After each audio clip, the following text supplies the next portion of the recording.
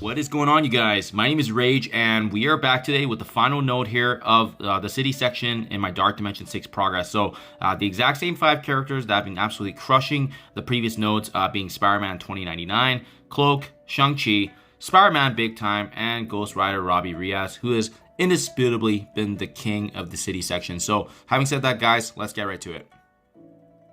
Placement wise, don't feel like it really matters. Honestly, it just depends on who you want to kind of protect. I know usually when I put characters closer to the end, they do get attacked less because of the adjacent. So 2099 and Shang-Chi seem to have been some of the squishier ones. So that's what we're going to go ahead with. So this wave can be very, very dangerous at the beginning. So we do want to manage this effectively. So I start things off by activating the ultimate with a many debuffs. But a big problem point in this one for sure is both Magneto and Archangel. If they get their abilities off, they can actually easily, two-shot us for this. So that is why we go ahead. We ability block Archangel. I activate Cloak's ultimate to land all the debuffs. The blinds obviously are going to help a ton, but as well we have that Human Torch that we want to take care of as well, with him being in his activated ultimate state, and we know he's going to be doing some work there. But thankfully, thanks to Shang-Chi's turn meter rewind, we are able to actually use the ability block. So we applied that on Dark Beast, just because with him being able to ability block us and apply bleeds, very, very dangerous, right? So we thankfully have enough ability energy here to actually go ahead and target Human Torch. You may not be able to avoid it, just because even with Magneto being blinded, he's going to get his ultimate off. I could have ability blocked him, but to be honest, I felt like I could actually survive the damage of not of being blinded for one full turn, as opposed to Dark Beast landing his ultimate, and that could have been more devastating for our team here. Thankfully, Human Torch taken care of. We go ahead, we use Shang-Chi at least to apply a small heal for us. We still have to wait for the blind to subside, but now we are officially just targeting Dark Beast and the rest of the Dev Seed team here. The bleeds are doing really good work, and again, Robbie Reyes getting all that turn meter whenever we are able to use 2099's basic. So at this point, with 2 enemies down, it is going to spawn Nemesis, and that's kind of why you want to be focusing on Dark Beast, because they could obviously have even more devastating synergies, but again, the focus now will be consistently on this Dev Seed team. And we're just super lucky that Archangel has still been blinded, and we've been avoiding his damage. The bleeds are doing really, really good work, and we're taking them down slowly but surely here. We go ahead and we are going to clean up Archangel finally here. He's a good one to target, but be mindful of, obviously, Nemesis. He can heal up the team, so that's why we go ahead there with the ability block, a character you want to just be watching out for, and Magneto getting cleaned up here as well. After cleaning up Magic, we take down Cyclops, and this is just kind of how my order came to be for finishing off this wave. But ideally, Nemesis should have been taken care of earlier, but he hasn't proven to be a threat, so that's okay. And finally, he goes down, and that should just leave Psylocke here being the last before the next wave spawns here for us to prepare. So you can just see the synergy, how much bleed they're doing, even in this last node. Super, super awesome. So starting things off, guys, Icarus, Emma Frost, another Nemesis, Phoenix. These are all characters we have to be cautious on, especially the Magic as well, who can bring back Phoenix, right? So I definitely think there's some important targets that we do need to focus on.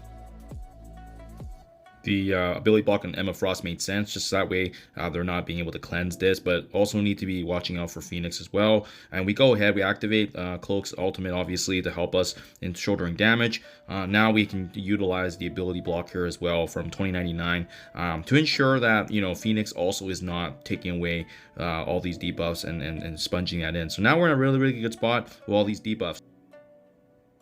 So yeah, to be honest, I don't know what happened there. I thought my ability block on Emma Frost already came off, but that's okay.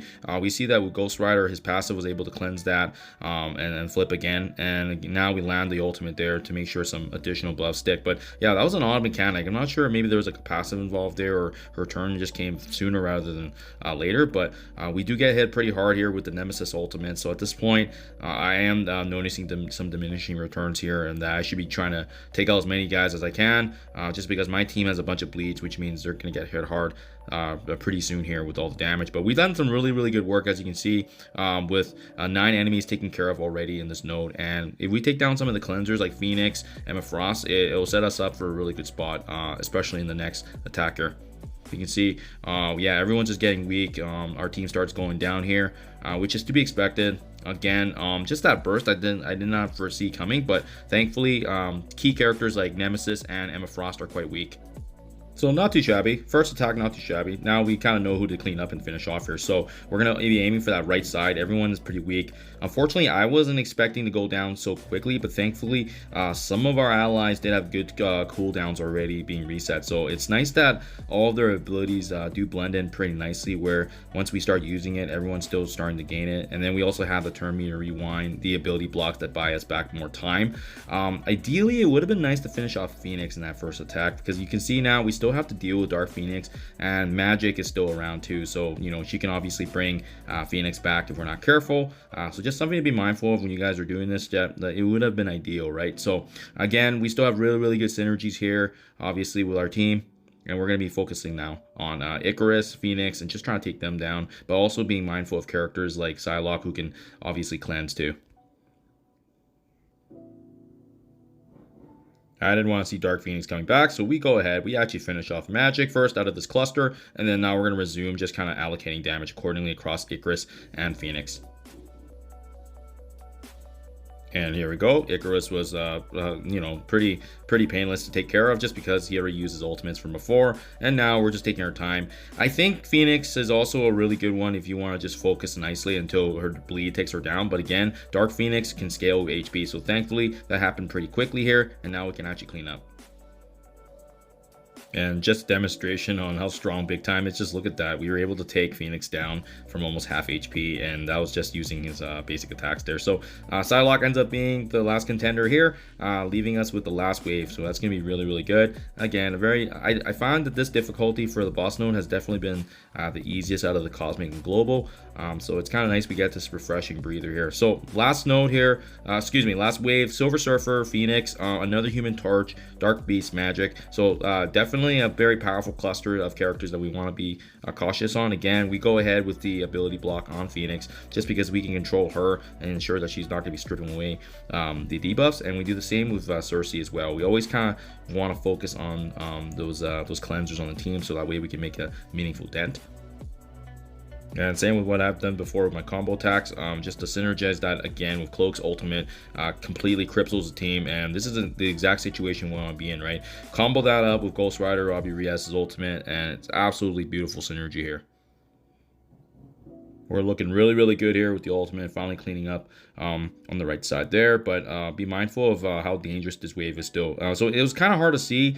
You can take a look here, but you know, there's some obviously powerful enemies that haven't been ability blocked. Like for example, the Silver Surfer does actually get his ultimate off, and could hit like a truck honestly in Dark Dimension. But thankfully we had a boatload of debuffs on him, and obviously with Colossus actually having the taunt there, and then Cersei actually getting her abilities back. Now you can see she was able to cleanse some things, but thankfully we had obviously got Robbie Reyes passive clearing once again, so that's really been saving our butt quite a bit. But we want to be focusing on these damage dealers, because I definitely did not feel like my team would be able to get the job done. But you can see a couple of our guys actually go down just like that. So that's why you gotta be very careful when you're using some of these abilities, because you never really know when they're gonna get their abilities off just like that. Lessons learned from last time. So now we're going to be focusing once again on the damage dealers, because we just want to make sure they're getting out of here, especially with 7 out of 26 left. Now the good news is we took care of at least Dark Phoenix in the last round with her being summoned, so we know she's not coming back here, but we know Surfer still has his ability. So again, hitting quite hard there. Cersei finally getting her stun off too, but got Shang-Chi with the ultimate there to be able to reduce turn meter. And once again, we're just going to keep doing work, right? Dark Beast and Silver Surfer are definitely pain points to have, and you can see a sample of their work here, just because if you can get their abilities off, they do hit quite hard. So thankfully we got Big Time just soaking it up for us, but you know, at this point I'm not really feeling like this could get us to the finish, but we'll see what happens here.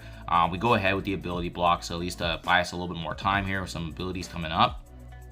and just focusing along now, weakening the enemies that already been continually hit. So thankfully 6 out of 26 remaining. But the Silver Surfer does prove to be an issue. I probably should have focused them at the beginning, but you'll see in the end here how this ends. Like, he actually ends up being a complete beast, but we've got to take care of these weaker enemies that are easier to take care of right now, especially with them already having bleeds and debuffs on. And unfortunately, my 2099 does go down here just because of the retaliation counterattacks, but it's okay. We knew that we likely weren't going to finish this off anyways, and we just want to do as much work as possible. So we're just cleaning up here. And again, absolutely love his damage. You know, one thing's for sure. It could have been played out a little better, but you know, you can see I'm just constantly just trying to control that Silver Surfer. But the mistake was leaving Cersei there to also just cleanse, and maybe I should have taken one or the other out first. But at this point, I am just focusing on cleaning up. And here we go with the ultimate. We were able to finish off Dark Beast. And just a couple of them left, so I was getting pretty happy about this, you know, seeing the progress, even despite you know, half my team being eliminated. But again, that Silver Surfer proving to be very, very you know, stubborn in his demise here. And there you go. They end up being the power duo over us, but that's okay, because we know with the next attempt now, we just have to focus on clean up these last two. So last but not least, final attempt. I feel like definitely the focus needs to be on Cersei, so that way she isn't cleansing. So that's who we go for first before you aim for Surfer. He becomes just so fast and very powerful to deal with.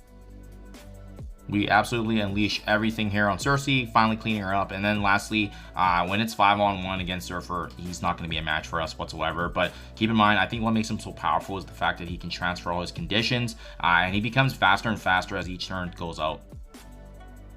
Thankfully, no character is invincible.